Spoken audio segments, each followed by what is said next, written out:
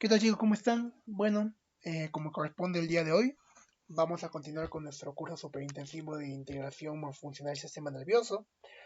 El día de hoy vamos a ver dos pares craneales en conjunto. Vamos a ver al par craneal número 7, al facial, y al par craneal número 8, también llamado vestíbulo coclear. ¿Sí? Vamos a comenzar entendiendo lo básico, y así como vimos con trigémino, lo más puntual y lo más importante. Séptimo y octavo par craneal, facial y vestíbulo coclear para ser respectivos. Empecemos con el séptimo par craneal, el facial. Es importante tomar en cuenta algo fundamental, de que el facial tiene funciones tanto sensoriales como funciones sensitivas. Pero funciones sensoriales como también funciones motoras. ¿Sí? Aquí pueden ver la imagen, recordemos del tronco encefálico, la organización de los núcleos, de las columnas, de esos pares craneales. Entonces decimos que el facial tiene múltiples funciones, tanto sensoriales como funciones motoras. ¿Correcto? Eso es lo primero que hay que comprender. El par craneal número 7 tiene funciones sensoriales y funciones motoras. ¿Sí? Correcto. A partir de ese punto, empecemos entendiendo primero el aspecto motor. ¿Qué núcleos le dan la capacidad motora al séptimo par craneal? Como pueden ver aquí, son dos. El núcleo facial, o también llamado núcleo motor facial, y el núcleo salivatorio superior. ¿Sí? ¿Y cuál es la diferencia? Si recordamos un poco el sistema nervioso autónomo, específicamente la división simpática y parasimpática, ¿sí? Recordemos que aparte del sistema nervioso autónomo, había otra vía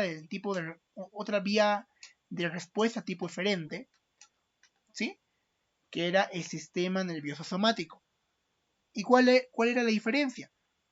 La diferencia radicaba en que el somático trabajaba de manera voluntaria, mientras que el autónomo de manera involuntaria. ¿Sí? Entonces, al entender y recordar ese concepto, comprendemos lo siguiente. Lo parasimpático, el lado, mejor dicho, parasimpático, o mejor dicho, autónomo, propio del par craneal número 7, va a estar comandado por el núcleo salivatorio superior. ¿Sí? Y recordemos que ese núcleo tiene la función de producir o segregar tanto la saliva como las lágrimas. ¿Sí? Recordemos que hablamos de las glándulas sublinguales, por ejemplo, submandibulares, ¿sí? Que segregaban la saliva, y las glándulas lagrimales, quienes generaban la lacrimación. ¿Correcto? Ese es en el lado autónomo, o sea, el lado parasimpático.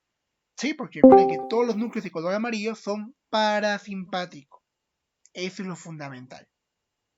Ahora bien, ya hemos visto entonces que el sistema nervioso autónomo comanda a nivel del tronco encefálico a través del núcleo salivatorio superior, que ya recordemos que producía lágrimas, producía la saliva a través de las glándulas sublinguales y mandibulares. Y en el caso del núcleo facial, el que sobra, el que está aquí de color naranjita, va a cumplir una función voluntaria, una función no autónoma, es decir, una función somática. Eso significa que tiene relación con la otra división, aparte del sistema nervioso autónomo.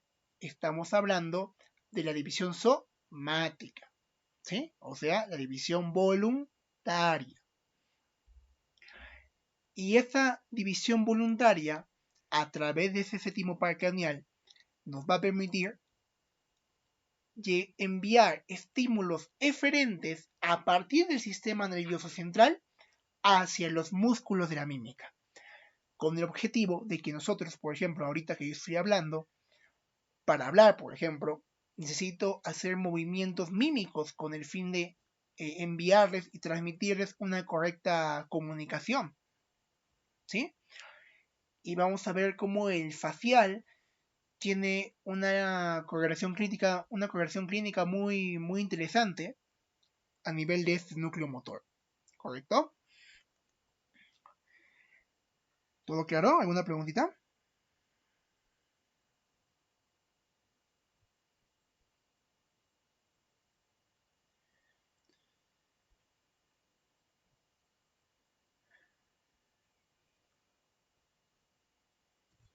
Buenas, ¿se me escucha?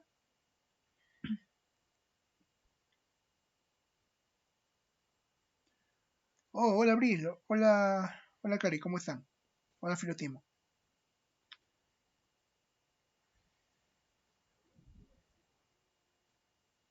Uy, no, por alguna razón no puedo escucharlos. Mejor dicho, escucharlas.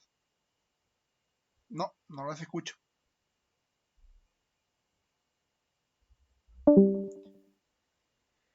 Ok, entonces, ojo, si tienen alguna pregunta y no pueden comunicarlo por el audio, me lo pueden escribir en el chat, aquí puedo ver sus mensajes. ¿Ya? ¿Sí? En el chat general. Entonces, para recapitular, el facial tiene una función motora y una función sensitiva. ¿Sí? En el lado motor hay dos núcleos y en el lado sensitivo también hay dos núcleos. ¿Correcto? A partir de ese entendimiento, habíamos empezado con lo motor.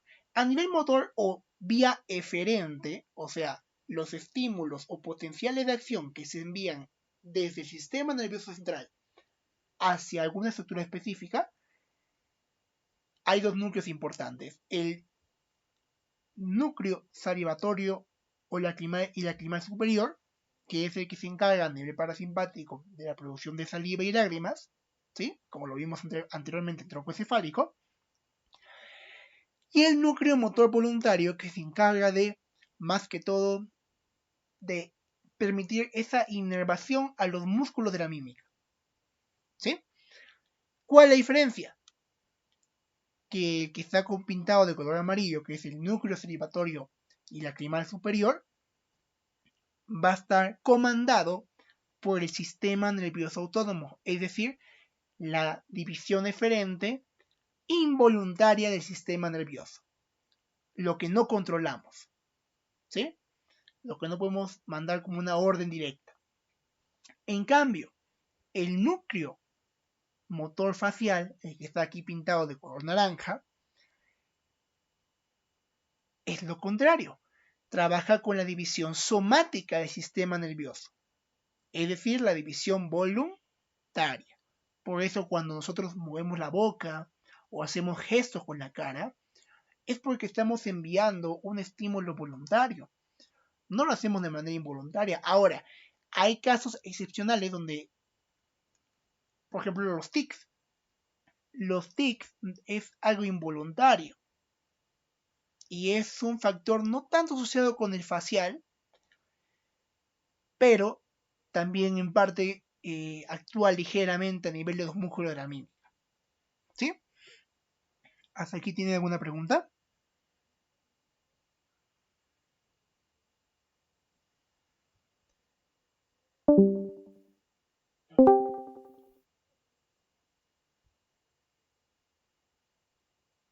Parece que todo claro. Ok. Eso es en el lado motor. Ahora vayamos al lado sensitivo. Recordemos a un núcleo llamado núcleo trigeminal.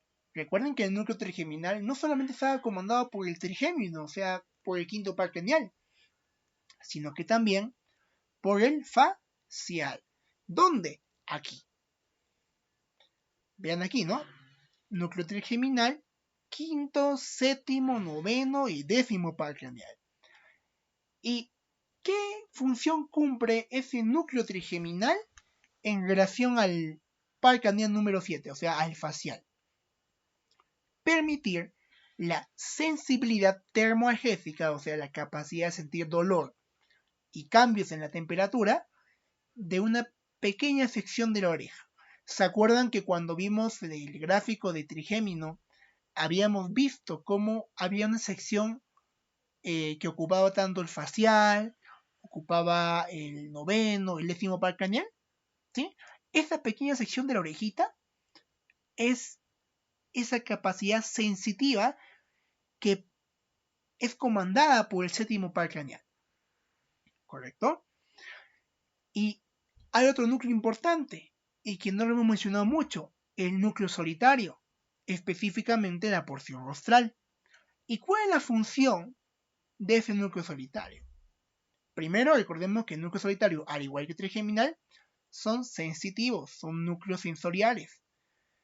¿Sí? Entonces también va a cumplir una función sensorial. ¿Y cuál va a ser esa función? La capacidad de que tú tengas la capacidad de que tú puedas sentir sabores, por ejemplo, a partir de los 2/3 anteriores de la lengua. ¿Sí? Y esto, cuidado, porque, ojo, el trigémino permitía más que todo sensibilidad, sí.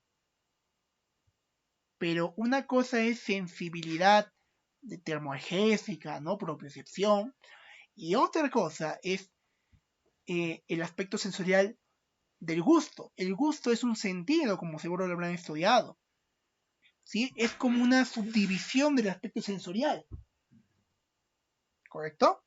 Entonces, eso es lo importante. Ahora, si se preguntan qué es taste, aquí lo agregué como yapa, que significa gusto, ¿no?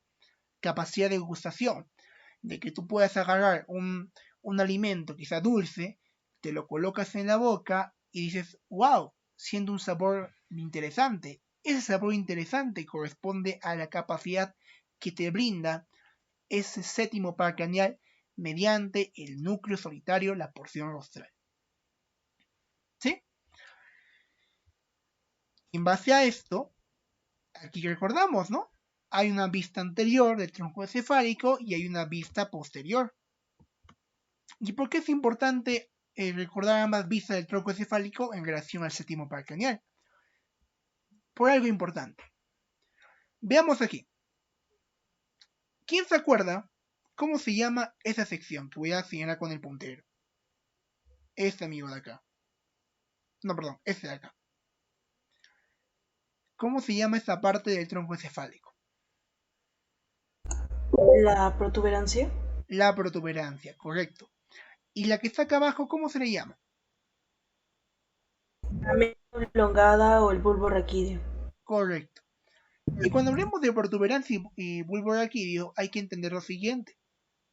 Que hay una división anatómica denominada división o unión ponto-vulvar.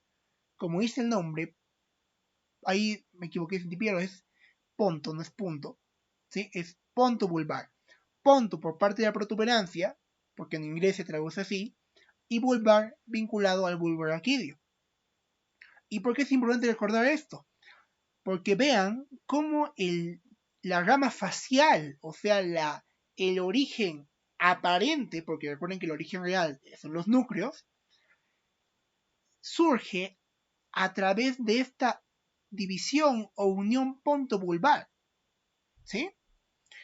Esa rama facial es la que está saliendo con el fin de enviar respuestas a través de núcleos motores que ya hemos mencionado y recibir estímulos a través de los núcleos sensoriales que hemos visto anteriormente. ¿Sí? Y hay una pequeña ramificación que vamos a ver ahorita más adelante, denominada nervio intermediario de Wisberg. ¿Ya? Ese nervio intermediario se podría decir que es como que un paralelo al facial, que en parte va a contribuir en las funciones del facial. Y vamos a verlo ahorita en un gráfico más interesante. Y aquí pueden verlo, ¿no? Lo que estábamos hablando. El nervio facial, por parte del núcleo motor facial, el que estaba pintado de color naranja, permite la inervación de los músculos faciales o también llamados músculos de la mímica. ¿Sí? Pero en el lado del nervio intermediario de Wisberg, que es como la subdivisión del facial, una pequeña división del facial, enviará todo lo demás. O sea, la división parasimpática, o sea, la división involuntaria, el aspecto de la gustación por parte del núcleo solitario, la porción rostral, y por parte del núcleo trigeminal, específicamente la porción espinal que está más vinculada al séptimo par craneal, la capacidad termoalgésica de esa pequeña área de la oreja. ¿A qué me refiero con esa pequeña área? Con esta de aquí. Eso era del facial, perdón, del trigémino, ¿sí o no? Esta pequeña sección pintadita de color rojo es esa capacidad que brinda el núcleo trigeminal, la porción espinal de este, a través del séptimo par craneal. Y en el lado posterior, bueno, hay que comprender algo interesante. Existen unos colículos que lo vimos también en tronco encefálico, solamente que no lo mencionamos, llamados colículos faciales. Tiene sentido, ¿no? Colículos faciales, nervio o par craneal número 7 facial, ¿no? Esas bolitas que están viendo aquí, que tú vas a verlo en el tronco encefálico desde la visión posterior de este, vean que está ubicado entre los pedúnculos, ¿no?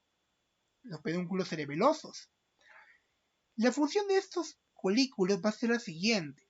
Claramente entendemos que estos colículos están a la altura de la protuberancia o puente valorio, ¿sí?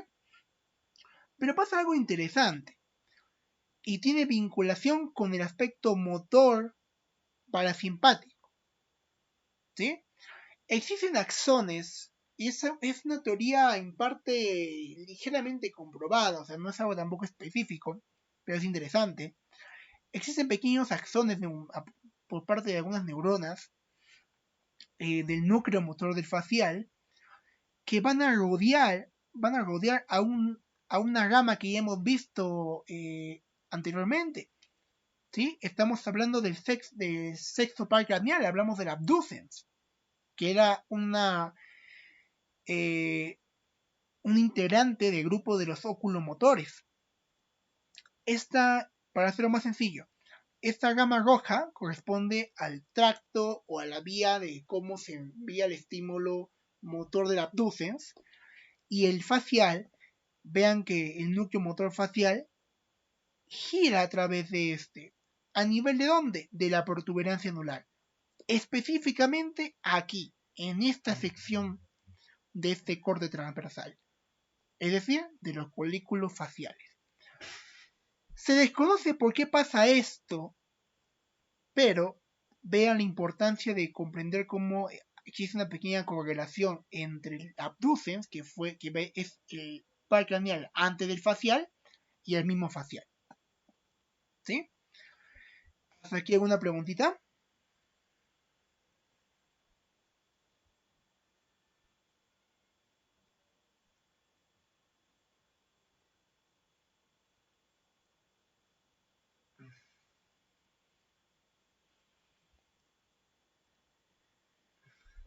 ¿Alguna pregunta?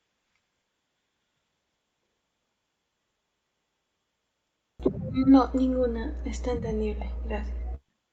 Listo. Creo que algunos también se han acoplado recién, no se preocupen. Tienen la grabación y si tienen alguna duda, me la pueden hacer llegar. ¿Ya? Un pequeño recordatorio antes de continuar. Recuerden que entre hoy y mañana les voy a dejar la segunda actividad, el segundo caso de integración, ¿sí? En base a los pares craneales últimos que hemos visto. Van a hacer unas preguntitas y al final de nuestra última sesión de sistema nervioso voy a dejar la tercera tareita, ¿ya? De integración clínica. Pero esto es lo más importante que debemos comprender a nivel teórico, tanto vista interna y vista externa del tronco encefálico en relación al séptimo par craneal. ¿Sí? Ahora veamos el lado anatómico. ¿Sí? Pregunta, ¿en qué división o unión, cómo se le llama esa división o unión que está entre la protuberancia y el bulbo raquídeo? ¿Cómo se le llama esa división? ¿Pirámides? No. Repito. ¿Cómo se le llama a esa división anatómica que empieza con P? ¿Diga? ¿Petroso? No. Aún no estamos aquí en el hueso. Aún estamos hablando de huesos. ¿Cómo se le llama esa división entre protuberancia y bulbo raquídeo?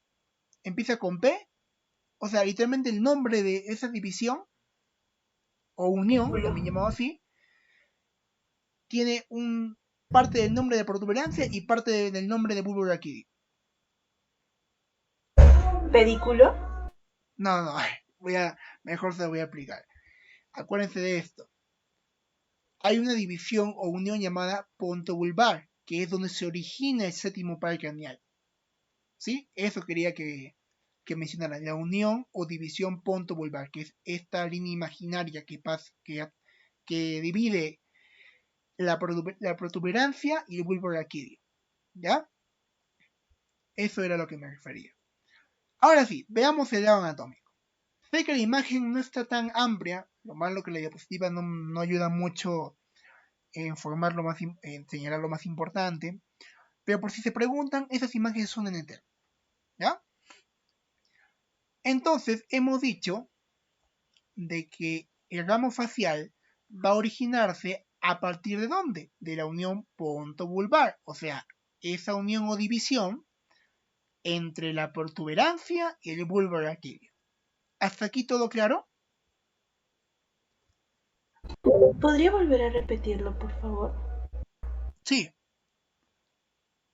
El séptimo par craneal, su ramita, su nervio se podría decir, se va a originar entre la protuberancia y el bulbo raquídeo. O también se le puede mencionar así. El séptimo par craneal se origina en la unión pontobulbar o en la división pontobulbar. También se llama así, división, unión. Es un punto de referencia anatómico para poder que tú puedas ubicar el séptimo par craneal. ¿Sí?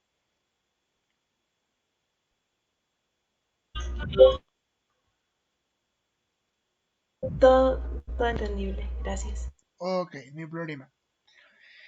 Ahora bien, quiero que vean lo siguiente. Aquí está, nervio facial, la ramita. Pero miren, está entrando a una estructura ósea. Una estructura ósea que normalmente la hemos visto cuando vimos, por ejemplo, un momentito, la hemos visto cuando vimos trigémino, por ejemplo. Vamos a recordarlo. Primero, el séptimo par craneal ya sabemos dónde se origina, o sea, su origen aparente. ¿Sí? Ese nervio facial va a ingresar a través de un hueso, ¿ya? Específicamente la porción vetrosa, o sea, estamos hablando del hueso temporal, ¿sí? Es un corte, ¿cómo se podría decir? Corte sagital, ¿ya? Y quiero que vean lo siguiente. Acá va a entrar el séptimo par craneal. Entra por aquí, ¿ya? ¿Dónde está? Un momentito. Ok. Voy a señalarlo mejor así. Ahí es el origen. La unión pontobulbar, como les mencioné. ¿Sí? No sé, creo que no puedo hacer un zoom, pero vamos viéndolo por partes. La unión pontobulbar. A partir de esa unión pontobulbar, vean que el séptimo par craneal va a entrar en un agujero. Ese agujero se le llama conducto auditivo interno. ¿Se acuerdan cuando vimos ese cuadrito de todos los pares craneales juntos con sus forámenes? Sí, y seguro también lo han visto. Recuerden que el séptimo atraviesa el conducto auditivo interno. Ese conducto auditivo interno va a permitir que el facial siga caminando. Camina. Recordemos que también el conducto auditivo interno se va a ubicar en la porción vetrosa del hueso temporal. Luego, el séptimo par craneal va a llegar a una estructura ósea llamada genu. ¿Sí? Aquí pueden verlo. Genu o rodilla. Ese genu rodilla, como pueden ver aquí, tiene forma de rodilla. Es como si fuese un tipo de cavidad que está como que levantada, ¿no? Y gracias a ese genu rodilla se va a originar un ganglio. Vamos a verlo ahorita. Y este ganglio se le llama ganglio geniculado. El ganglio geniculado, o también llamado neurona de primer orden, ahorita vamos a ver por qué se llama así, se origina en el genu o rodilla. Quiero ver si me están siguiendo. ¿Hasta aquí todo claro?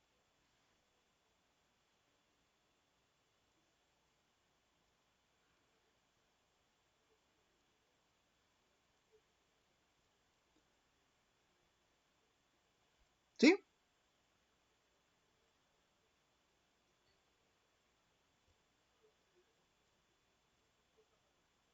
Buenas. Ah, ok, lo que tengo entendido, acabas de nombrarnos pues sobre la unión punto vulvar, Ujú. también del ganglio lado que se origina en el geno o la rodilla, ¿cierto? Claro. A ver, una pequeña recapitulación por si acaso. El séptimo par craneal, su rama, se origina en la unión ponto-vulvar, o sea, entre la protuberancia y el bulbo raquídeo. Primer punto clave. Segundo punto clave, esta rama facial ya originada va a atravesar un foramen llamado conducto auditivo interno, que está ubicado en la porción vetrosa del hueso temporal. Pero mientras esta rama facial va ingresando poco a poco, va a llegar a una pequeña cavidad ósea. Esa pequeña cavidad ósea se le denomina genu o rodilla. ¿Y por qué es importante ese genu o rodilla?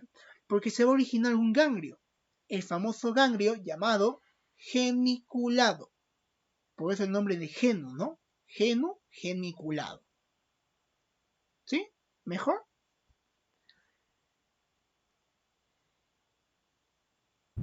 ¿Todo Ahora claro? que sí, todo claro, gracias. Listo. Así, si no se me entiende algún aspecto, me avisan. Yo no tengo, como les digo, no tengo ningún problema con repetir. ¿Ya? Solamente que esa diapositiva en sí está más amplia y no sé por qué se ha achicado, pero vamos, la cosa es que continuemos. Creo que son por las animaciones. Porque, ahora sí, ya hemos visto también las funciones del facial. Ahora veamos la importancia de ese ganglio geniculado. A partir de ese ganglio geniculado se va a enviar, o sea, se va a enviar las aferencias tanto del núcleo trigeminal asociado al facial y del núcleo solitario, la parte rostral, asociado al facial. La parte espinal del trigeminal y la parte rostral del solitario. Que recordemos que la parte trigeminal permite la termoalgesia de una pequeña área de la oreja, ¿sí? Y el núcleo solitario, la parte rostral, el aspecto de la gustación, ¿no? O sea, de que tengas la capacidad de sentir sabores en los 2 tercios anteriores de la lengua, ¿sí? Esa es la importancia del ganglio geniculado. Si ese ganglio geniculado, yo les pregunto, ¿un paciente podría sentir sabores si hubiese un daño a nivel de ese ganglio geniculado o no?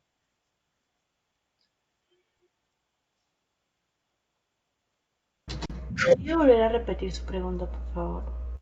Claro, si hubiese una lesión a nivel del ganglio geniculado, que se encuentra aquí como pueden ver en el genu rodilla, el paciente podría tener la capacidad de sentir gusto en sus 2 tercios anteriores de la lengua o no.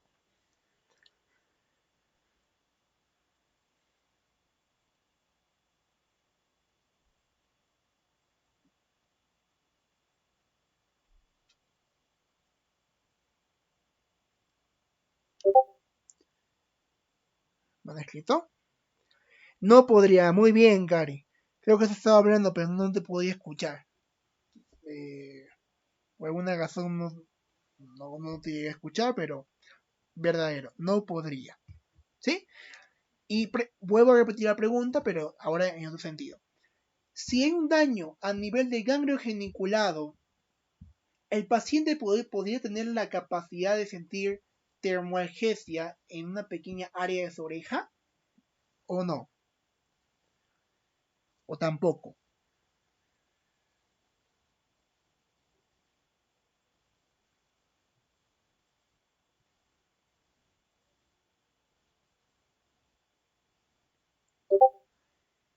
Sí, claro.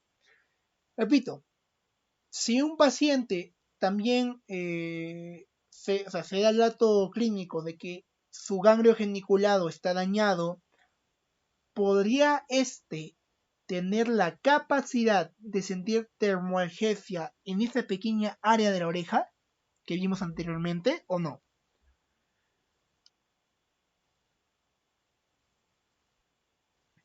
No. No, esa es la respuesta. Vean aquí la importancia de cada estructura anatómica. No solamente porque hay un ganglio es por un ganglio. Envían información, por ejemplo, en este caso aferente. ¿Sí? Entendamos eso. Continuemos. Ahora bien, ese ganglio geniculado, como pueden ver aquí, va a originar una gama.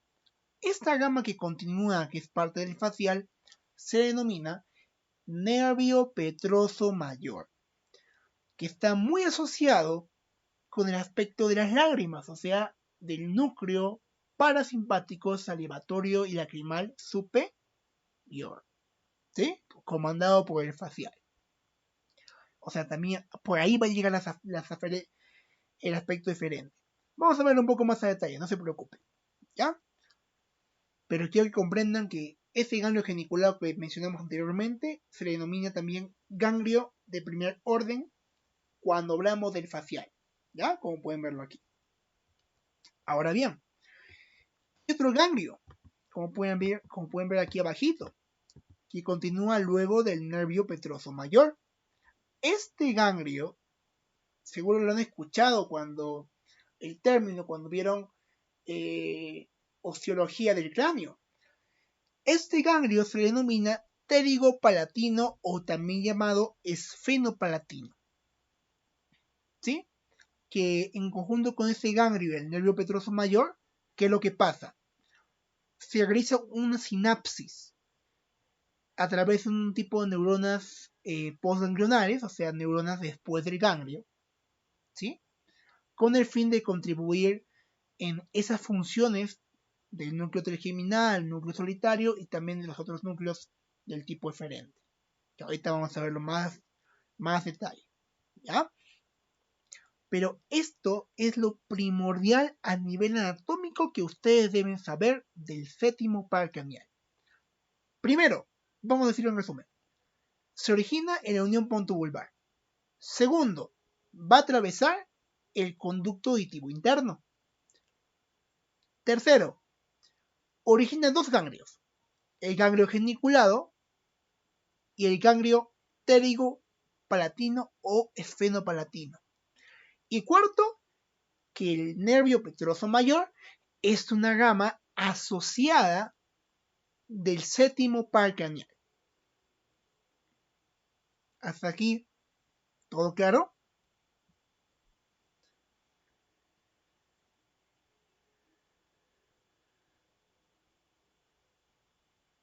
¿Puede repetir, porfa? Claro, no hay problema. A ver, 4 puntos claves importantes cuando hablemos de la anatomía del facial. Primero, que la gama del facial se origina en la unión pontobulbar, o sea, entre protuberancia y entre bulbo raquídeo. Segundo, el séptimo par craneal atraviesa el foramen o conducto auditivo interno. ¿Sí? Eso es segundo. Tercero, el séptimo par craneal origina dos ganglios, el ganglio geniculado y el ganglio pterigopalatino, o también llamado esfenopalatino. ¿Sí? Y cuarto, que el séptimo par craneal origina una rama importante llamada nervio petroso mayor. ¿Sí? ¿Mejor? ¿Se me escuchó mejor ahí? Sí, ahora sí. Sí, gracias. Listo. Una pregunta, ¿me están escuchando entrecortado o me escuchan bien? No, se escucha bien. Ok, pensé que era un tema de mi conexión. Sucede que ahorita no estoy donde siempre estoy, pero gracias por confirmarlo. Gracias, Cari. Listo. Entonces, eso es lo puntual, lo más importante a nivel anatómico. Pero ahí no acaba la cosa. Miren. Vean que aquí, aparte del conducto auditivo interno, hay un pequeño canal adicional, ¿no? ¿Lo han visto? O sea, es el conducto auditivo interno, aquí está el geno. Y aquí hay un camino. ¿Sí? Pero vean que aquí hay otro camino. ¿Y cuál es la importancia de este camino adicional llamado canal facial? La importancia de este es el siguiente. Vamos a verlo. A ver, voy a ponerlo aquí. Aquí está. Listo. Que ese canal facial va a estar asociado con la inervación que se proporciona, por ejemplo, a nivel de los músculos de la mímica. ¿Sí? O sea, es como que la división motora, netamente, a nivel somática, la del núcleo de color naranja, o sea, del núcleo motor facial. Por eso va a pasar por ese canal facial. ¿Sí? Y bien que ese canal facial va a terminar saliendo por un pequeño foramen. Ese foramen, o agujero también del cráneo, también ubicada en la parte petrosa del hueso temporal, se le llama foramen estiromastoideo. ¿Sí? O sea, esta gama facial que pasa por el canal facial sale por el foramen estiromastoideo. Pero vamos a hacer un pequeño zoom para entenderlo mejor. Miren, estamos haciendo un zoom a este aspecto de aquí. ¿Ya? Miren, o sea, esto de aquí que están viendo acá, con el puntero, lo estamos agrandando. Vamos a verlo. Oh, ¿qué me quito? Ah, no, me había confundido. Ok, entonces, vean aquí. Esa gama, como les dije, que atraviesa este conducto, también llamado conducto facial, se le llama nervio facial. O sea, anteriormente hemos visto que el parque del número 7 genera el genu, el nervio petroso mayor y continúa. Pero parte de este origina una gama del mismo nombre, llamada nervio facial. ¿Ya? Es lo mismo. La diferencia es que en este nervio facial se envía información netamente motora, asociada a los músculos de la mímica, por ejemplo. Y algo más. Vean aquí. Entonces, este amigo de acá que están viendo en la mano corresponde al nervio facial. Y está atravesando el conducto facial. ¿Sí? A partir de esto, vean aquí, no se ve muy bien, se ve muy chiquitito, pero se origina una pequeña rama a partir de ese nervio facial. Esta pequeña rama chiquitita que está como que inervando un musculito diminuto, se le llama el nervio estapedio. Y ese nervio estapedio se va a encargar de inervar a nivel motor un músculo también llamado músculo estapedio. ¿Sí? Vean, y aquí está el ganglio geniculado. Vean, aquí está el ganglio geniculado, pero aquí hay otra rama, ¿no? El nervio facial. Y vean que además del nervio estapedio, el nervio facial también origina otra gama, llamada el famoso nervio cuerda del tímpano, que está muy asociada ahora que vamos a ver con el vestíbulo coclear. O sea, el facial y el vestíbulo coclear, aquí, desde ese punto de vista anatómico, se cumple su función en conjunto. Si no, hubiésemos visto séptimo y octavo por separado. Y ese nervio cuerda del tímpano atraviesa, como pueden ver aquí, está entrando por la cavidad auditiva y va a salir por una fisura, un pequeño huequito. Ese huequito se le denomina fisura petrotimpánica, que luego, posteriormente, va a hacer conexión, va a hacer sinapsis con el nervio lingual, que es una gama del quinto 3. ¿Se acuerdan de ese ganglio? El ganglio trigeminal del quinto par craneal.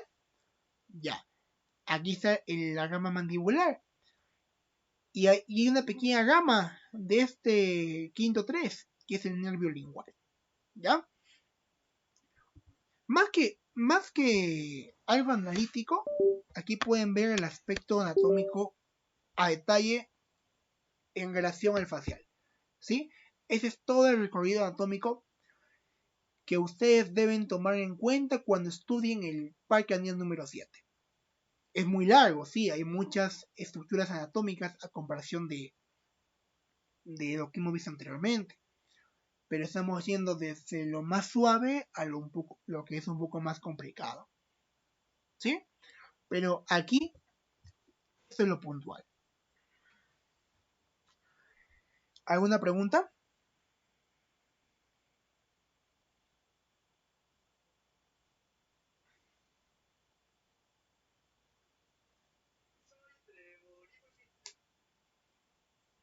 ¿Alguna pregunta? Todo claro. Listo.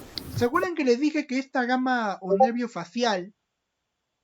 Muchas gracias, Cari. ¿Se acuerdan que esta gama que les dije o nervio facial inervaba los músculos de la mímica?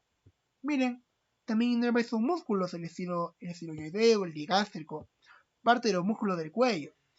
Ahorita vamos a verlo un poco más bonito. Aquí como pueden ver, está lo más importante. Y es todo lo que hemos visto aquí con las imágenes de NET. Solamente que un poco más didáctico. ¿Ya? Vean aquí, vamos a ir por partes. Empecemos entendiendo el origen real del séptimo parque anual, que son 4 núcleos. El núcleo salivatorio y lacrimal superior, el facial motor, que era de color naranjita, el trigeminal es el largazo de la parte espinal, y el núcleo solitario rostral, que ya hemos visto que tiene que ver con la gustación, ¿no? Quiero que vean su recorrido. Y ojo, no se me mareen. Lo más importante aquí es entender lo siguiente. Empecemos con el que es parasimpático, o sea, el núcleo salivatorio y lacrimal superior. Vean que va a ingresar por el conducto, no va a ingresar por el conducto auditivo interno. ¿Se acuerdan que yo les dije que existía un nervio llamado ¿dónde está? Uy, me olvidé el nervio. Ah, ya. Nervio intermediario de Wisberg, ¿ya? Que es como una rama adicional del facial. Aquí no se ve muy bien, pero es una rama adicional que origina el facial, pero de manera externa, no interna como lo hemos visto. ¿Ya? Este nervio intermediario de Wisberg va a ser como el ayudante del facial. ¿Por qué? Porque ese intermediario de Wisberg, vean que trae información tanto del lado parasimpático, o sea, del núcleo salivatorio y lacrimal superior, del núcleo solitario, la parte rostral, y del núcleo trigeminal, la parte espinal. Vean que atraviesa también el conducto auditivo interno y va a llegar al ganglio con el fin de proveer la información que hemos estudiado. Por ejemplo, como este de aquí es núcleo salivatorio y lacrimal superior, si es lacrimal, tiene sentido que a través del ganglio geniculado se dirija a este ganglio pequeñito llamado pterigo o esfenopalatino, ¿sí? Para llegar la información a las glándulas lacrimales. En cambio, el núcleo solitario y el trigeminal, su información, como les dije, va a estar ubicado en el ganglio, ¿sí? En el ganglio geniculado, pero se va a ir por otro caminito llamado el conducto o cuerda del tímpano. ¿Se acuerdan de ese cuerda de tímpano que hemos visto anteriormente? Ya. Por aquí va a pasar tanto la información del núcleo salivatorio lacrimal superior, más que todo la parte salivatoria, porque la lacrimal se va a la glándula lacrimal, ¿sí? Y también se va a dirigir justo al ganglio que tiene vínculo con las dos glándulas salivales, la glándula sublingual y la glándula submandibular, ¿ya? Y ese ganglio, por si pregunta, se le llama ganglio submandibular, ¿ya? Eso es lo importante a nivel parasimpático y sensitivo.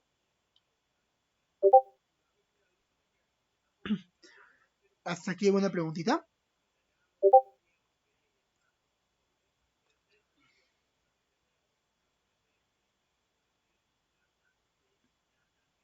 ¿Todo claro?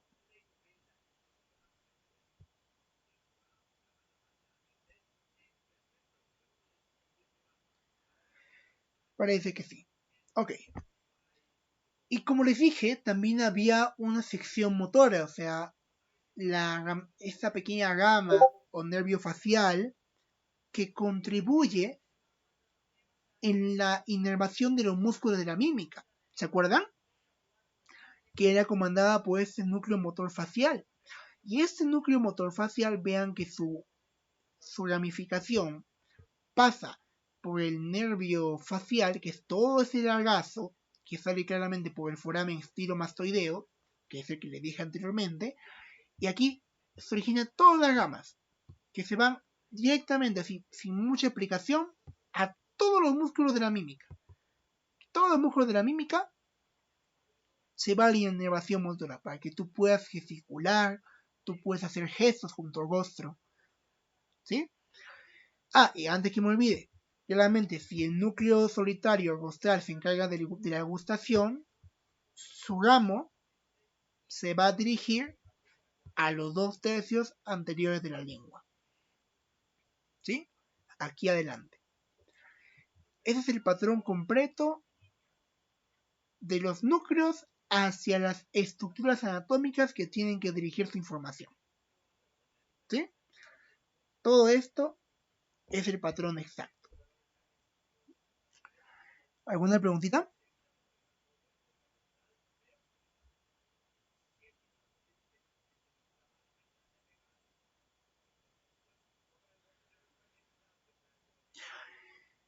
Comprendo que es mucha información, lo sé, pero mientras los pares craneales son, se podría decir, tienen un número más grande, el concepto teórico es un poco más amplio.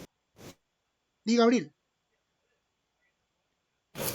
Una pregunta, ¿el núcleo salivatorio superior se iba hacia dónde? El núcleo salivatorio, ahí me olvidé un nombre, núcleo salivatorio y lacrimal superior, tiene dos direcciones, dos caminos. El primer camino, como dice el nombre del núcleo, es lacrimal, ¿sí? Se va a dirigir a este ganglio. Del ganglio geniculado se va a ir al ganglio pterigo o esfenopalatino para proporcionar la inervación necesaria o la sinapsis para generar lágrimas. O sea, se va a dirigir específicamente a las glándulas lagrimales, ¿no? Esa es la parte lacrimal de ese núcleo. Mientras que la parte salivatoria, o sea, de la inervación a glándulas salivales, se va a dirigir por aquí, específicamente a través de, ¿dónde está? Aquí está, la fisura petrosimpánica, que es donde encontramos la cuerda del tímpano. ¿Te acuerdas de esa imagen grande que hicimos como zoom anteriormente? Por ahí va a pasar esa información. O sea, va a ser conexión con esa gama lingual del trigémino que habíamos visto anteriormente. Por eso lingual, ¿no? Lingual porque se va a dirigir a las glándulas que se encuentran debajo de la lengua. O sea, esa de aquí, ¿no? Por aquí. Glándula sublingual y glándula submandibular.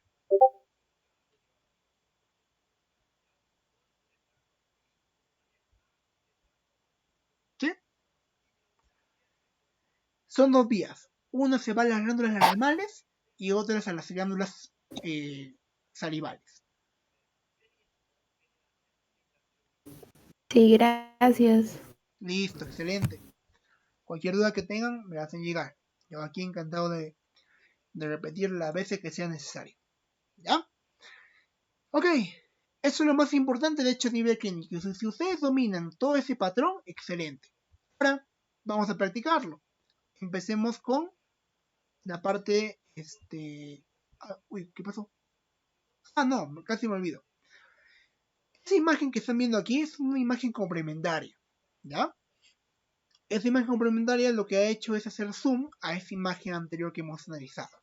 Ya, pero es lo mismo. Aquí pueden verlo un poco más a detalle cada núcleo, el patrón y todo lo que hemos visto. ¿Ya? Eso de ahí. Ahí está la parte trigeminal que les dije, la parte espinal, ¿no? Esa pequeña sección termoalgésica que proporciona el núcleo trigeminal a la orejita. Ahora bien, ¿se acuerdan que hemos hablado del gusto, de la capacidad de sentir el gusto, que es un aspecto sensorial? Aquí vemos lo aplicativo. Existe una sección de la corteza llamada corteza gustativa, que va a estar conectado con ese nervio intermediario de Wisberg que hemos visto que por ahí pasa la información del núcleo solitario de la parte rostral. ¿Se acuerdan? ¿Sí? Que es parte del facial. Entonces, este núcleo, como es un tipo de aferencia, por ejemplo, más explicativo, consumes algo dulce, tú sientes el sabor dulce. Como es algo sensitivo, ¿se acuerdan que todo lo sensitivo era aferente? ¿Sí? Esa información ya transformada de la gustación por un estímulo nervioso se va a dirigir hacia tu corteza, o sea, hacia tu sistema nervioso central. ¿Sí? Específicamente a la corteza gustativa. Pero, ¿cómo llega esa información del núcleo solitario rostral hacia la corteza gustativa? Mediante un tracto que tiene el mismo nombre que el núcleo, llamado tracto solitario.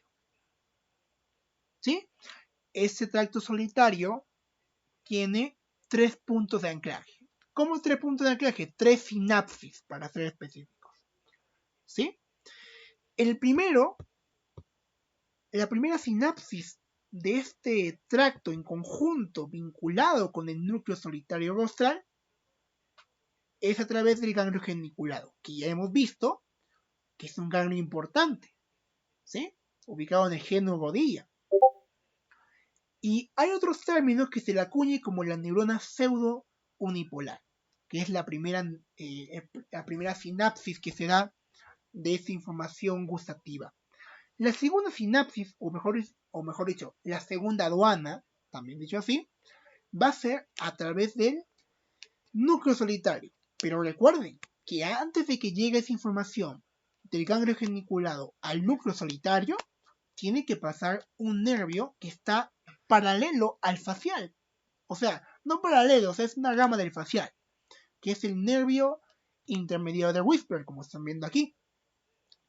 Pasa la información y llega al núcleo solitario rostral. Y cuando llega al núcleo, comienza la magia. Aquí comienza la finalización del tracto solitario. Vean cómo sube, porque es una aferencia. Se está yendo al sistema nervioso central. Ya está el sistema nervioso central. Y la tercera sinapsis o la tercera aduana de este tracto solitario, comandado por el núcleo solitario, va a ser el núcleo ventral posteromedial del tálamo. ¿Sí? Es un tema que no está en nuestro curso, pero es para hacerlo más entendible, es una pequeña estructura asociada a la gustación a través del tálamo. ¿Sí? Por eso ahí está la tercera sinapsis. Y cuando termina esta tercera aduana o tercera sinapsis, la información llega directamente a esa sección de la corteza, que como pueden verlo aquí, está ubicado aproximadamente en la sección temporal, ¿no? Muy vinculado al aspecto gustativo. Pregunta: dicho esto, ¿qué pasaría si hubiese una lesión a nivel de la corteza gustativa? Imagínate que llega un paciente con una lesión, quizá por un choque o en un aspecto externo, y justo hay un daño en esa corteza gustativa. Se daña la corteza gustativa. ¿El paciente podría tener la capacidad de sentir sabores o no?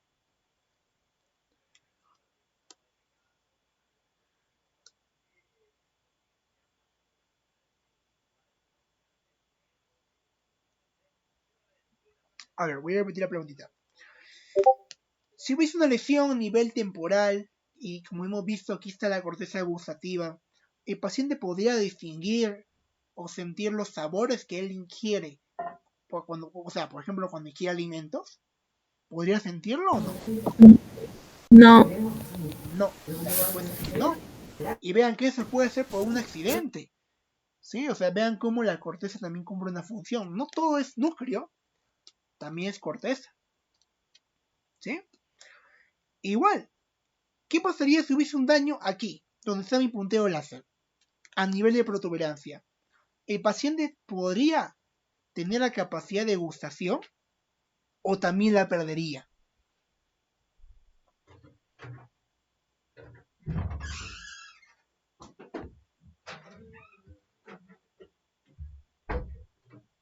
Recuerden que todo es un tracto. Si se corta el tracto, nada funciona. Si hay un daño a nivel de protuberancia, como están viendo aquí, podría el paciente tener, claro, no podría sentir ningún sabor.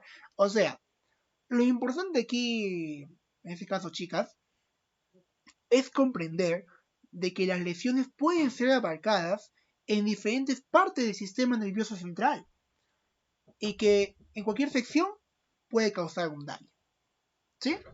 Aquí les dejo el trayecto, no voy a mencionar mucho porque también hay que ver vestíbulo coclear, pero ese es el trayecto específico de todo lo que hemos mencionado del tracto solitario, más profundo, algo más puntual. ¿Sí? Eso es lo importante. ¿Hasta aquí alguna pregunta?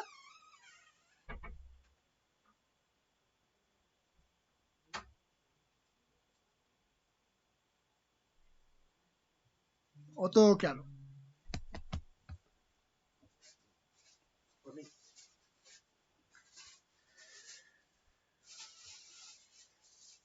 ¿Todo claro?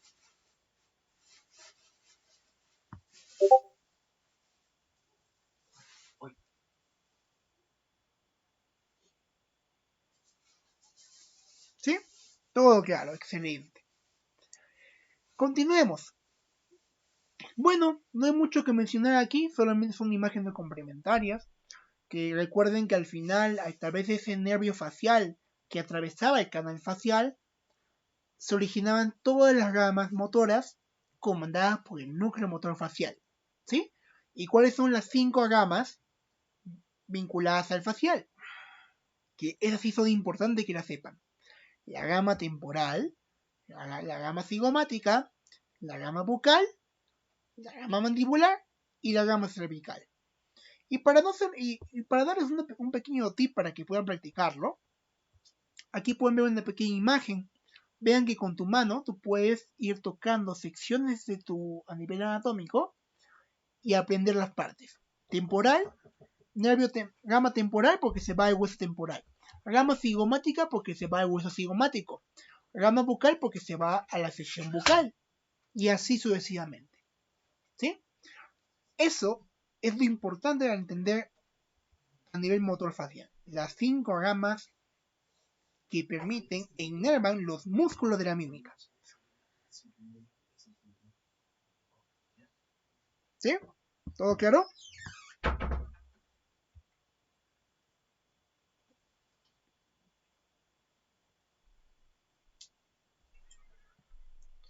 Las imágenes de aquí son complementarias, no se me preocupen.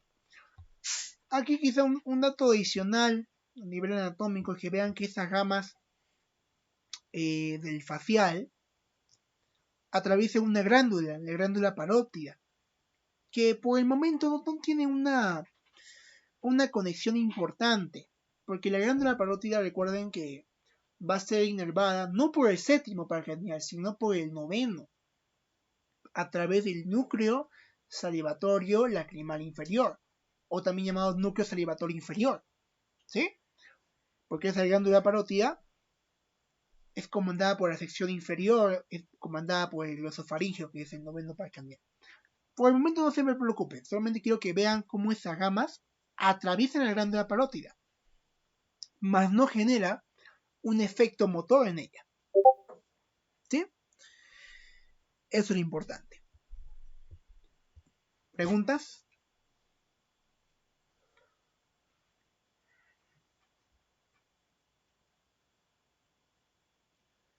¿Todo claro?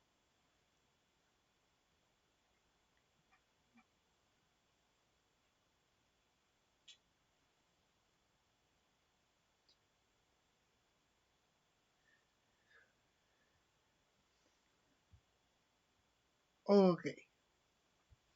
Continuemos. Bueno, aquí les dejo un poco más a detalle la división del salivatorio lacrimal superior y la sección inferior. Vean que cuando hablamos de la parte facial, como ya hemos dicho, tiene dos divisiones.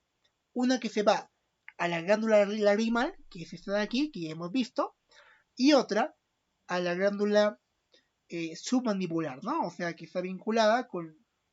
No, perdón, aquí, como pueden verlo, ¿no? Al gánglio submandibular, que da dos ramas, a las glándulas correspondientes de la salivación, que son la glándula sublingual y la glándula submandibular, que es en sí lo que hemos visto anteriormente. Ahí pueden ver el patrón, vean cómo se dirige a la porción de las glándulas lacrimales, y la otra porción se dirige a la división de las glándulas salivales, que son la submandibular y la sublingual. Aquí está la explicación y el patrón anatómico más detallado, pueden revisarlo luego. O sea, bueno, está más específico porque lo que yo hice fue simplificarlo en las anteriores diapositivas. Y vamos a saltarlo para evitar la redundancia más que todo. Sí, pero es lo mismo que hemos explicado. Hasta aquí, ¿todo claro?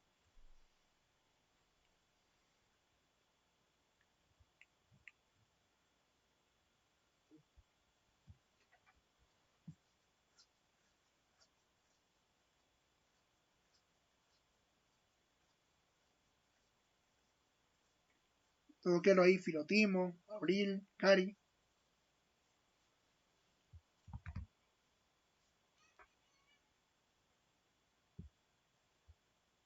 Uy, parece que se me durmieron. Ah, ok. Sí, ok, excelente. Ahora bien, de hecho, cuando hablamos del facial, hay dos lesiones importantes. ¿Ya? ¿Se acuerdan cuando veíamos médula espinal, cuando decíamos lesión de neurona motora superior y lesión de neurona motora inferior? Vamos a dividir las dos lesiones.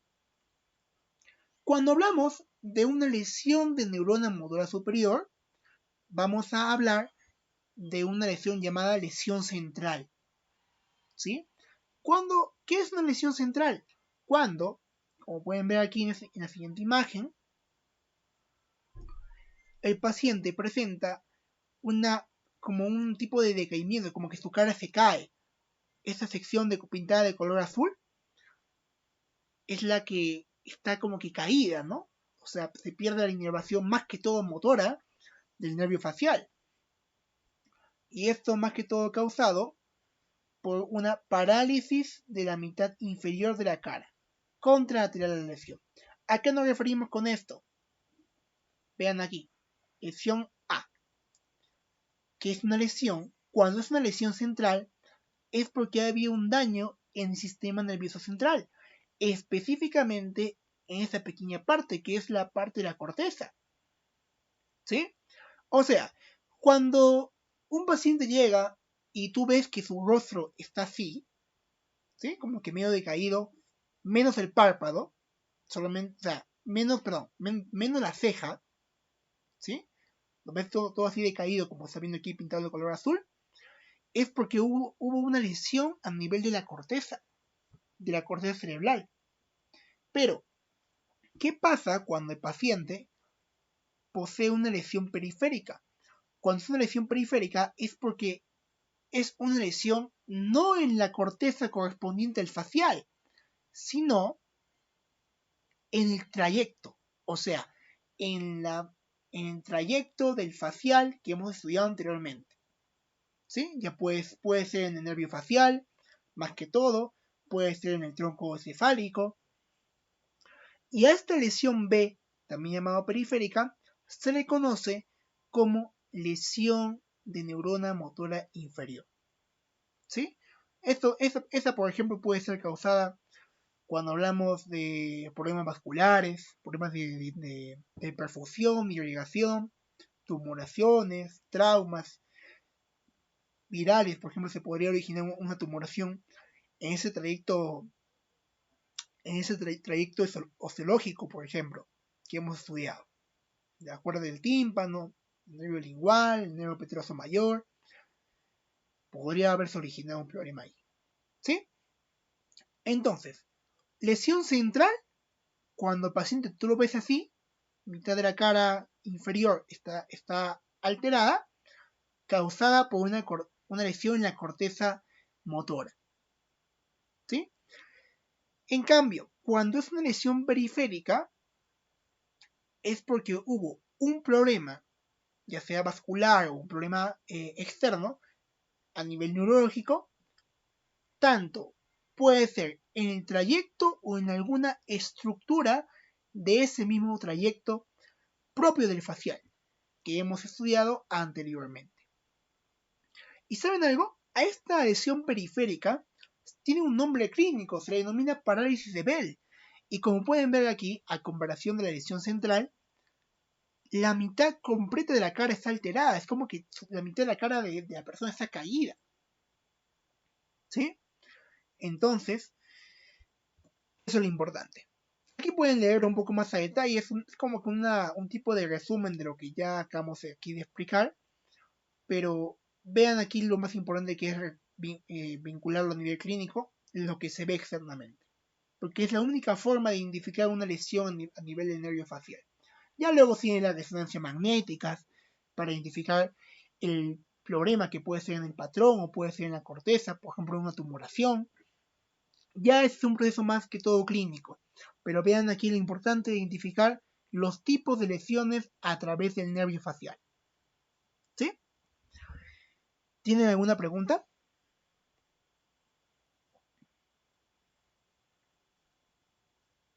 ¿O todo claro?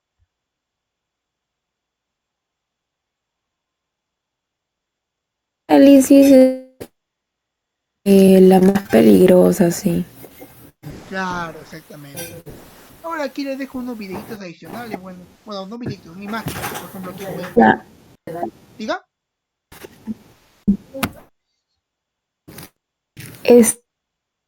o sea, ¿qué parálisis de la central y la periférica es como que la más peligrosa? Ah, pensé que era respuesta, perdón, recién te escucho mejor.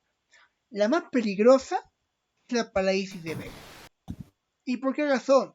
Porque, mira, esto no lo he mencionado en el curso, pero lo que pasa es que, por ejemplo, ese tronco encefálico, aunque parezca que está así limpiecito, o sea, sin ningún tipo de vaso sanguíneo, es todo lo contrario. El tronco encefálico es aquel que a nivel del sistema nervioso central posee la mayor cantidad de ramificaciones, y esto es gracias a una arteria, la arteria basilar.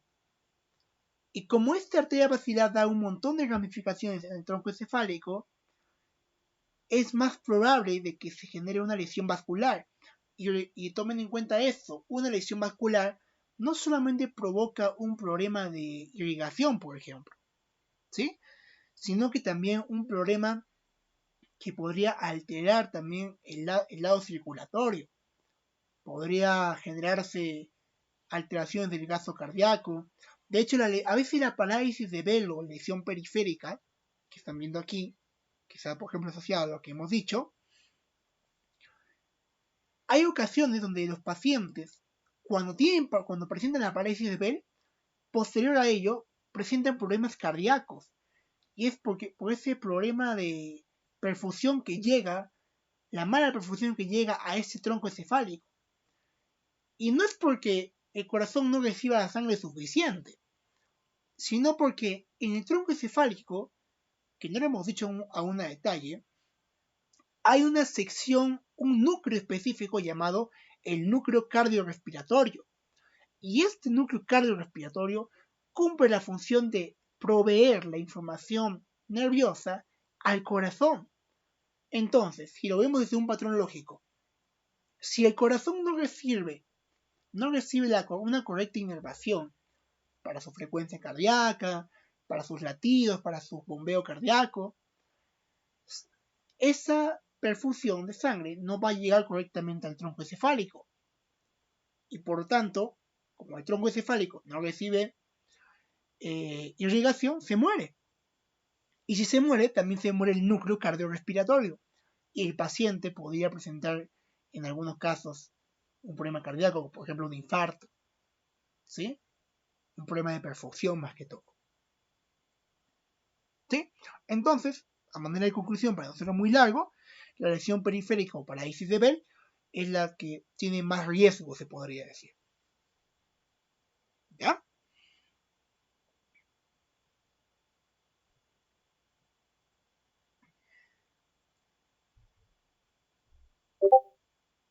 ¿Sí? Sí, gracias. Ok, no hay problema.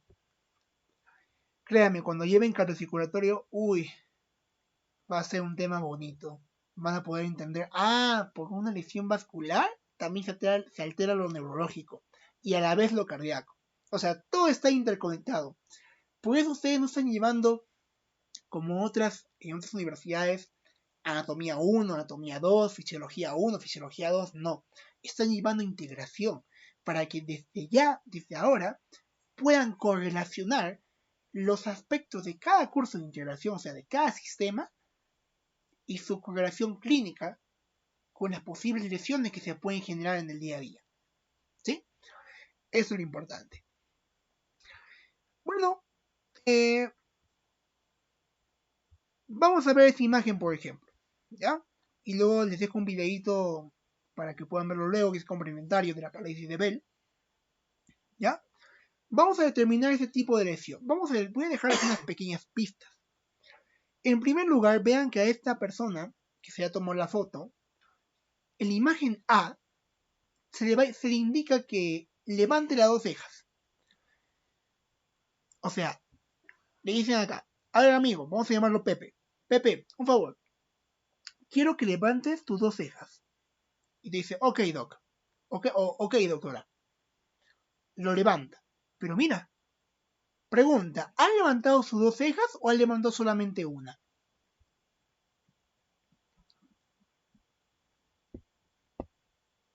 En la imagen A. Solo uno. Solo uno. Ahí cambia la cosa, cuidado. Ahora, le vamos a decir al paciente, a ver amigo, a ver Pepe, ahora quiero, por favor, que cierres los dos ojos. Pregunta, ¿has cerrado los dos ojos? ¿O uno está medio abierto? En la imagen B.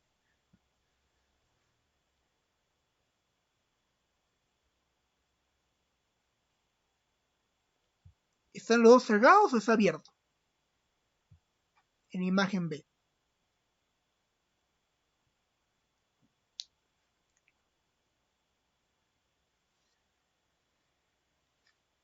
Hello.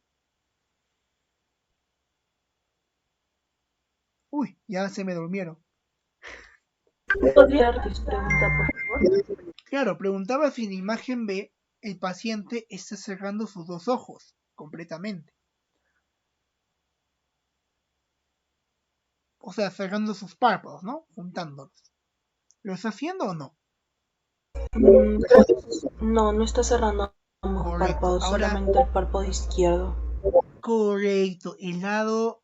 Ojo, no, cuidado. Antes que digas izquierdo, mira bien el lado que está lesionado. No es el lado izquierdo, es el lado derecho. Recuerda que cuando es una fotografía se invierte la imagen. Es como que tú fueses la persona que la están evaluando. El lado derecho de este paciente tiene problemas. Entonces, como se dan cuenta, la mitad completa de la cara está afectada del lado derecho. Por tanto, hablaríamos de una lesión periférica. ¿Sí? Una lesión de neurona motora inferior, también llamada parálisis de Bell. Lesión periférica del nervio facial. ¿Sí? Eso es lo importante. Bueno, aquí dejo unos videitos que pueden revisarlo luego, que son imágenes y casos un poco más claros de explicación de la parálisis de Bell. Parálisis Aquí les dejo una imagen complementaria para que vean lo que les mencioné anteriormente del facial, como el núcleo facial a nivel de protuberancia tiene una ligera relación con el núcleo del abducens, o sea, del sexo paracraneal, y con un pequeño tracto que no es muy relevante, pero se le llama tracto tegmental central, ¿sí? Que van a estar ubicados casi paralelamente. Es un dato complementario, lo pueden revisar luego con calma, no se preocupen. ¿Ya? Aquí podemos ver otra imagen complementaria de lo mismo que les he dicho, dental solitario. Y vamos a hacer una pequeña pausa de 5 minutos para terminar todo lo que es octavo paracraneal. Vamos a resumirlo porque el tiempo también se ha hecho un poco corto. Más que todo vamos a puntualizar lo más importante del octavo paracraneal. ¿Ya? Vamos a abarcarlo en una media hora de 10 y media hasta las 11. ¿Ya? Para luego que hagan el quiz. ¿Sí? Porque también quiero que descansen un poquito, porque es un tema, el facial ha sido un poquito largo, ¿no? Así que nos tomamos un pequeño descanso y nos vemos a las 10 y media. ¿Correcto? Tomen un poquito de agüita, un cafecito, algo que les haga sentir cómodas para el último paracraneal del día de hoy. ¿Ya? Ok. Ok, ahora pasamos al octavo paracraneal. Vamos a ser puntuales porque el tiempo se nos ha ido muy rápido. ¿Ya? Vamos, octavo paracraneal. Primero entendiendo el nombre. Vestíbulo coclear. Recordemos que la parte vestibular de este vestíbulo coclear corresponde al equilibrio. La capacidad de que tengas equilibrio más que todo. O sea, por percepción, por ejemplo, ¿no? En algunos casos. ¿Sí? Y la parte coclear del vestíbulo coclear hace referencia a la audición. La capacidad que tienes de escuchar. Transformar un estímulo, un aspecto sensorial auditivo en un potencial de acción eléctrico. Y eso es lo que vamos a estudiar. Tanto el equilibrio como el aspecto auditivo. Y como les dije, la parte vestibular tiene que ver con el equilibrio y la parte coclear con la audición. ¿Sí? Puntos claves. Para que funcione la parte vestibular se trabaja con 4 núcleos. ¿Ya? Y para que funcione la parte coclear, 2 núcleos. Pero ojo, ambos son de un solo núcleo. O sea, un solo núcleo en total tiene 6 núcleos. El núcleo que vamos a ver ahorita es el que brinda esa información. Veamos aquí. No se ve muy bien, está un poco distorsionado, pero acuérdense del núcleo vestibular, ese que parecía un tipo moradito, ¿sí? ¿Se acuerdan que tenía una porción un poco más grande y 2 bolitas? ¿Sí? Esas 2 bolitas son los 2 núcleos que trabajan con la audición. O sea, tu audición depende de estos 2 amigos que voy a señalar. Estos 2. 1, 2. ¿Sí? Mientras que tu equilibrio del núcleo más grande, que no es un solo núcleo, son 4 núcleos unidos. ¿Ya? No tienen un nombre específico, solamente son núcleos en conjunto del vestíbulo coclear. ¿Ya? Eso es lo primero que debemos tener en cuenta. Y entender que existen estructuras anatómicas. Para ser específico, el oído, que es el que tiene vínculo tanto con las 2 partes, vestibular y coclear, recordemos que tiene 3 secciones. El oído externo, que es el que están viendo aquí, el oído medio y, bueno, el oído interno que está conformado por esos canales semicirculares, que ahorita vamos a ver más adelante. Aquí, por ejemplo, vemos el oído externo. Vean que es la sección más que todo cercana a la oreja. Y vean que aquí hay una estructura interesante que es la membrana timpánica, que es esa membrana que aparte de que cumple una función de proteger la vía auditiva, también es como un separador entre el oído externo y el oído medio. ¿Sí? Y me preguntarán, a ver, y dime dónde está el oído interno. Aquí adentro. Sí, el oído interno se va a encontrar más que todo en la sección ósea que en la sección tegumentaria, o sea, en la sección de la piel. ¿Sí? Y aquí veo, por ejemplo, el oído, un oído, ¿no? Ese es el oído derecho. Aquí vemos la unión entre el oído externo y el oído medio. Y vean que la membrana timpánica va a estar dividiendo esos dos oídos. Ahora, algo importante. El oído medio posee tres estructuras que contribuyen a la audición, además de la membrana timpánica. Seguro lo han llevado a integración del ser humano. Pero aquí lo recordamos. Hablamos del martillo, el yunque y el estribo. El estribo es ese de aquí que tiene forma de estribo. Aquí vemos el yunque y aquí vemos el martillo. ¿Sí? Aquí lo vemos los tres juntitos.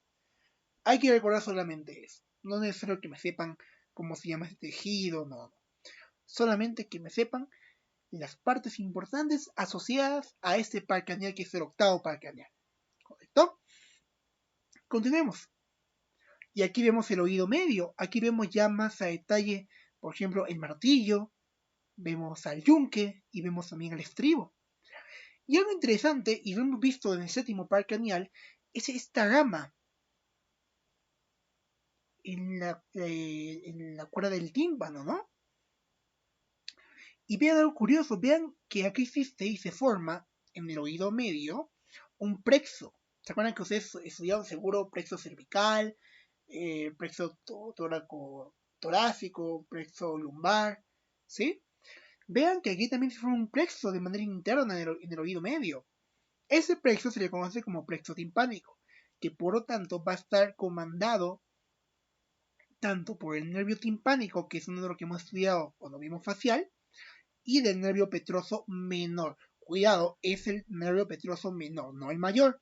Porque recuerden que el mayor, ¿dónde se encontraba? Se originaba después del ganglio geniculado, ¿sí o no? ¿Sí? Entonces, eso es lo importante para recordar a nivel anatómico. No vamos a ser muy específicos porque también es algo que ya han visto también ustedes seguro anteriormente. ¿Ya? Entonces, ese es el punto clave. Uy, espérate un segundo. No me digas que estoy con el micro apagado. Ay, pensé que estaba con el micro apagado, me había asustado. Uy, me había asustado. Ok. Hasta aquí. ¿Alguna pregunta?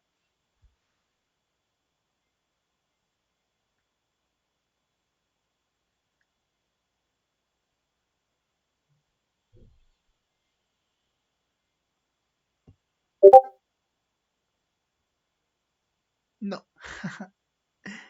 Ok.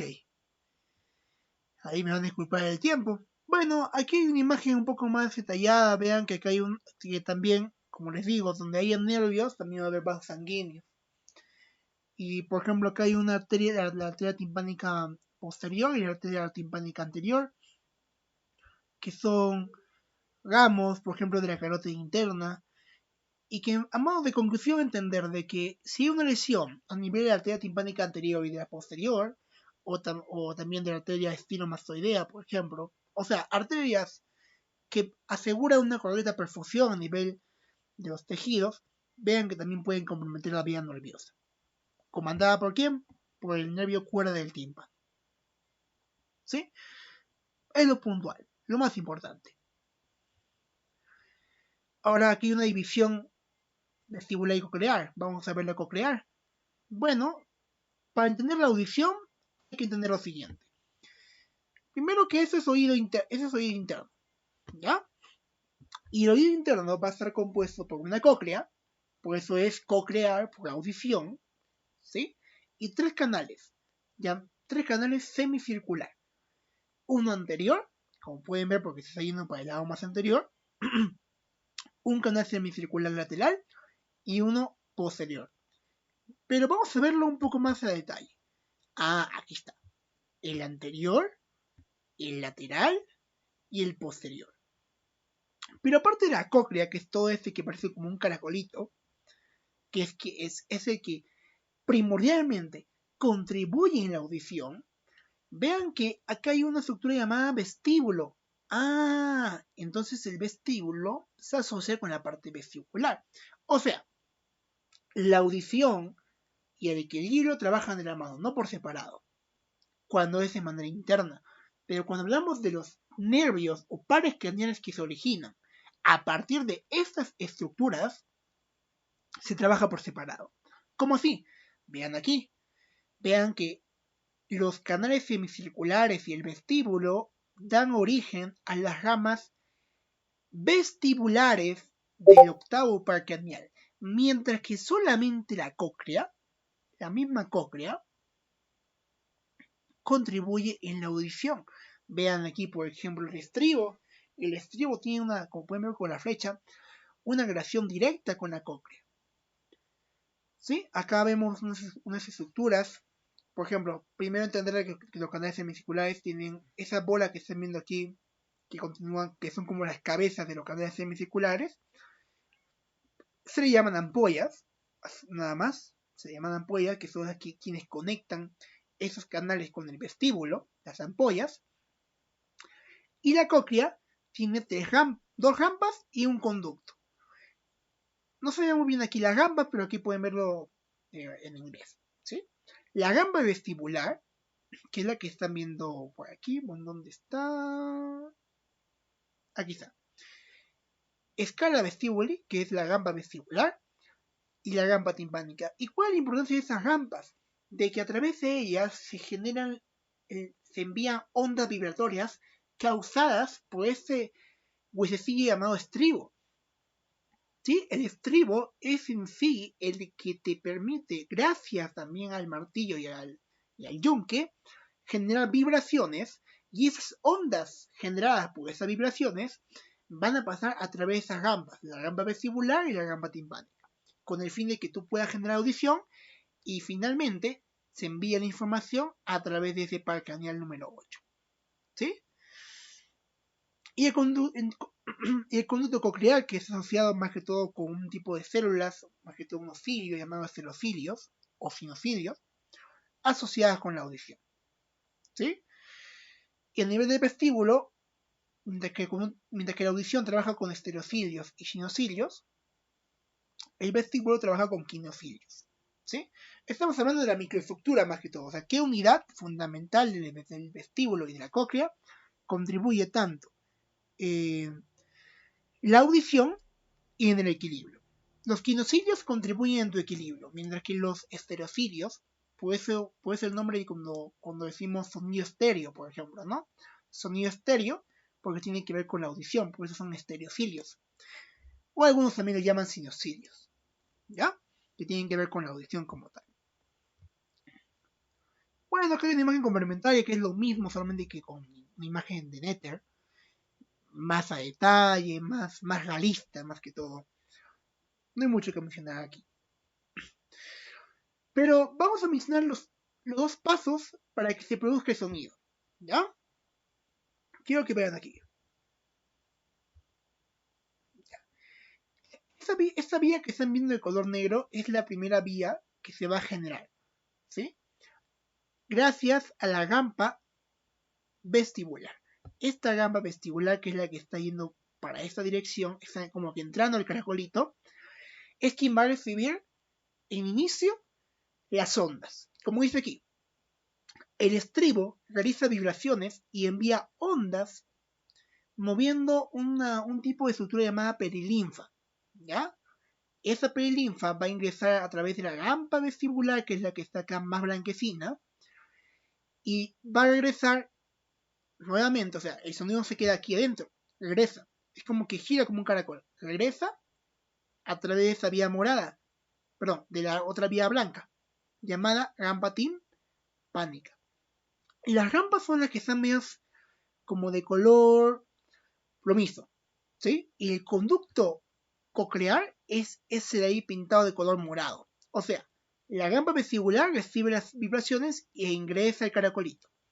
Cuando sale del caracolito, regresa a través de la gamba timpánica, no la vestibular. ¿Sí? Y ahora bien, a través de los estereocilios que hemos dicho que tienen vínculo con la cóclea, ¿sí? Estas vibraciones permiten que estas células llamadas estereocilios identifiquen y promuevan esa información traída del medio externo por el conducto coclear.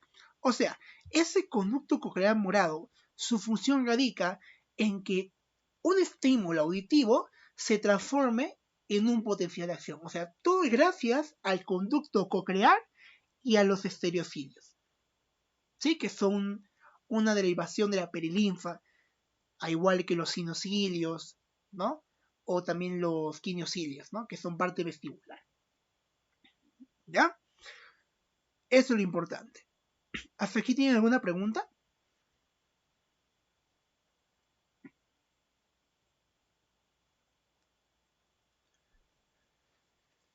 ¿Todo claro?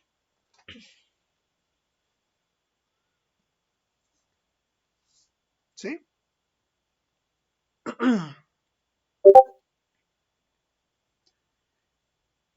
A ver. Ok. No te preocupes, te lo repito. Los estereocilios son aquellas unidades microscópicas. Son cilios, son como esa flora intestinal que tenemos, que son como unos vellitos, ¿ya? Los estereocilios son como que la unidad mínima microscópica de la audición. ¿Sí? Son como si fuesen pelitos, así como esta imagen que te voy a mostrar, como si fuesen pelitos así de color negro, que contribuye en que se genere ese efecto de la audición en la cóclea. Más que todo son unidades mínimas para una correcta audición. Esa es la función de los estereocilios. Y cuando hablamos del lado vestibular del equilibrio, no son estereocilios, son quinocilios. ¿Sí?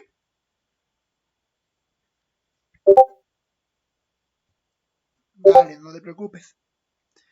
Excelente. Mira, acá hay una imagen un poquito más clara. Miren. Aquí está la cóclea. Miren que esas que parecen como pelitos, son cilios. Son células sensoriales ciliadas. Solamente que aquí lo llamamos estereocilios, no cilios solamente. ¿Sí? Ahí quizá cuando regresa la información. Y bueno, como le dije anteriormente, hay núcleos que contribuyen en ese aspecto. Para no ser muy complicado, solamente hay que comprender lo siguiente. Que en la cóclea, cuando la información ya pasó por el oído interno y se está dirigiendo al tronco encefálico, mediante este par craneal originado, hablamos de este amigo de acá, ¿sí? Porque la información del equilibrio y de la audición ya pasó por los ramos faciales, por los ramos nerviosos. Cuando ya pasan por los ramos nerviosos y se envía de manera aferente por ser un estímulo sensitivo, va a llegar al tronco encefálico y va a llegar específicamente a dos núcleos importantes, ¿sí? El núcleo coclear ventral y el núcleo coclear dorsal, ¿sí? Con el fin de que decusen de manera loca, se podría decir, porque la decusación es un poquito más difícil de explicar, porque es un patrón a veces variado, no es un patrón específico, pero esos dos núcleos se van a dirigir a una sección de la corteza. Esa sección de la corteza llamada área 41, cuidado, no me van a confundir con el área 51. Esta área 41 es la sección auditiva de nuestra corteza. También se le llama giro transverso de Hertz, ¿sí? Cuando le pregunten eso, aquí está la corteza auditiva. Aún solamente le llaman corteza auditiva, no le llaman el nombre como tal, ¿sí? Pero aquí vean, la cóclea envió sus ramos al tronco encefálico con el fin de que genere un montón de decusaciones para llegar a ¿dónde? A la corteza auditiva. Y vean que está también en la sección temporal, al igual que la corteza gustativa. ¿Sí? Eso es lo importante. Y bueno, aquí está la parte vestibular, que como les dije, entender de que esas bolitas que están viendo aquí de los canales semicirculares son llamadas ampollas, que lo que hacen es conectar esos canales semicirculares, que son como conductos, con el vestíbulo, ¿sí? Y gracias a esto se va a generar como tal el aspecto del equilibrio. Acá hay una explicación un poco más detallada, pero bueno, aquí a manera de edición, vean que el vestíbulo tiene dos partes, el utrículo y el sáculo. Son estructuras propias del vestíbulo. O sea, es como decir, ya, el vestíbulo es la casita del utrículo y del sáculo. Y gracias al utrículo y el sáculo se genera el impulso nervioso vestibular del equilibrio. ¿Sí? Y es una información más que todo adicional cuando hablamos de algo microscópico.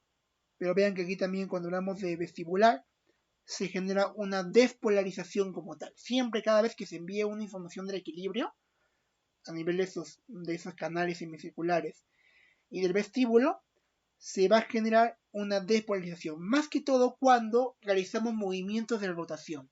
Por ejemplo, seguro de niños o de niñas han visto que, o habrán hecho seguro esto, porque no creo que un niño o niña no lo haya hecho. Se para, estira los brazos y empieza a girar en el mismo sitio como loco, hasta marearse. Cuando hacemos eso, estamos trabajando nuestro lado vestibular, del octavo par craneal. Porque los cilios se están moviendo, tanto estereocilios como quimiocilios, con el fin de generar un cambio, en este caso a nivel del equilibrio. ¿Sí? Y bueno, entender de que esa información, al igual que la anterior, va a llegar al campo encefálico, específicamente a 4 núcleos vestibulares que son denominados superior, medial, lateral e inferior. Los 4 núcleos forman el tracto vestíbulo espinal medial y el lateral e inferior forman el tracto vestíbulo espinal lateral, que en sí van a enviar la misma información de equilibrio hacia la corteza. Sí, bueno, de hecho creo que aquí, no, perdón, ese era auditivo. El vestibular llega aquí, como están viendo, a esas estructuras. Por ejemplo, a los núcleos tiene conexión con los oculomotores, tiene conexión con los núcleos del troquear, ¿se acuerdan? Cuando vimos el tronco encefálico, ¿sí? Y también a los núcleos del abducen, o sea, en sí a los núcleos de los oculomotores. Entonces, vean que ese tracto vestíbulo espinal medial permitirá que exista una conexión con el vestíbulo coclear, la parte vestibular, con los oculomotores. Porque cuando una persona está en equilibrio, está en constante rotación, lo que va a pasar luego cuando se detenga, aparte que la persona va a estar mareada, y la mayoría de veces se genera un fenómeno, no es clínico, no es algo patológico, es algo fisiológico más que todo, denominado nistagmus, que, como ya hemos dicho, se causa por movimientos rotatorios. Y el nistagmus es cuando tus ojos, de manera involuntaria, o sea, los músculos que inervan los oculomotores, se mueven solitos. ¿Cómo así? Vamos a verlo aquí. Por ejemplo, quiero que vean este pequeño videito. Imaginemos que una persona empezó a girar en su mismo entorno. ¿Sí? Empezó a rotar como loco hasta marearse. Cuando se detuvo, ¿sí? Los cilios, todo lo que hemos analizado previamente en el vestíbulo coclear, van a provocar que se genere ese efecto. Por ejemplo, aquí sería el recto lateral y aquí sería el recto medial. Hablamos de los músculos, ¿se acuerdan? Cuando vimos tercero, cuarto y sexto, esos músculos. Y vean aquí.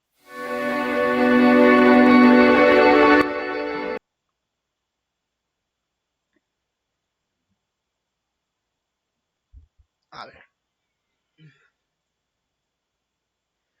¿Ven como que ese efecto de que el ojo se está moviendo solito? O sea, el paciente no está moviendo su ojo. Este es un efecto denominado nistagmus. Cuando tú ves que un paciente presenta nistagmus, pero no ha generado un movimiento rotatorio de manera anticipada, podría significar un problema del ramo vestibular o del vestíbulo coclear. ¿Sí? Aquí repito el videito. Como pueden ver aquí. A ver. Fortalece un nistagmo espontáneo horizontal derecho. Y vean las pupilas, como que están moviéndose solas. O sea, el paciente mueve para acá, su vista, pero regresa. Esto es causado por un desequilibrio en el aspecto vestibular. ¿Sí? Cuando una persona ha estado rotando, o por ejemplo, haciendo movimientos rotatorios, y pasa un nistagmus, es normal. Pero cuando, supongamos, llega tu paciente y ves que está presentando un nistagmus, cuidado, porque puede ser un problema neurológico asociado al octavo par craneal, o sea, al vestíbulo coclear. Esta es una imagen del nistagmus izquierdo, y aquí una imagen complementaria del derecho. Esto vamos a verlo lo más seguro cuando veamos el aspecto clínico de la sesión de práctica que vamos a tener luego. Aunque no es muy relevante en sí. O sea, aquí pueden saber el patrón específico, pero la imagen anterior, esta de aquí, simplifica lo que pasa. Es que la información transmitida por la sección vestibular, ¿sí? Por causa del vestíbulo, sus núcleos van a enviar información a los oculomotores, los núcleos de los oculomotores en el tronco encefálico. Y a partir de aquí ocurre el nistagmus, porque está alterando ligeramente lo que hacen los oculomotores, que es mover el ojo. Porque el nistagmus es ese movimiento del ojo causado de manera involuntaria. ¿Sí? Entonces, dicho esto, vamos a hacer también esa práctica cuando tengamos la sesión presencial. No se preocupen, para que puedan ver cómo es un nistagmus y cómo originarlo. Y bueno, aquí les dejo una imagen complementaria, que es la relación entre la parte vestibular con el fascículo longitudinal medial, que es, recuerden, quien conecta los oculomotores. Y bueno, esa es una imagen del libro de Gunther Kayata. Los que lo hayan adquirido, ahí también van a poder ver el paso a paso del cómo ocurre un nistagmus. Pero como les digo, relevancia clínica, más que solamente entender de que puede haber un problema en el octavo par craneal, el nistagmus. Pero si es causado por un movimiento rotatorio anticipado, tiene sentido que tenga un nistagmus la persona. ¿Sí? Bueno, sé que esa sesión fue muy amplia. De hecho, el vestíbulo coclear se podría decir que es el par craneal más largo, porque habla desde un lado microscópico a un lado anatómico. Entonces, bueno, hemos tratado de adaptarlo también por cuestiones de tiempo, pero cualquier cosa que tengan, alguna duda, o quisieran que se explique brevemente el lado clínico, el lado teórico de ese tema, me lo pueden hacer llegar. ¿Ya? Entonces, eso sería la sesión del día de hoy. ¿Tienen alguna pregunta antes de terminar?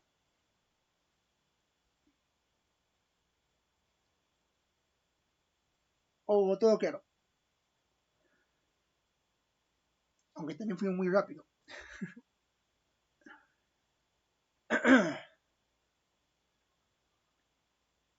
¿Todo claro? Oh, claro. Listo, gracias, Abril. Bueno, entonces vamos a dar por finalizada la sesión de hoy.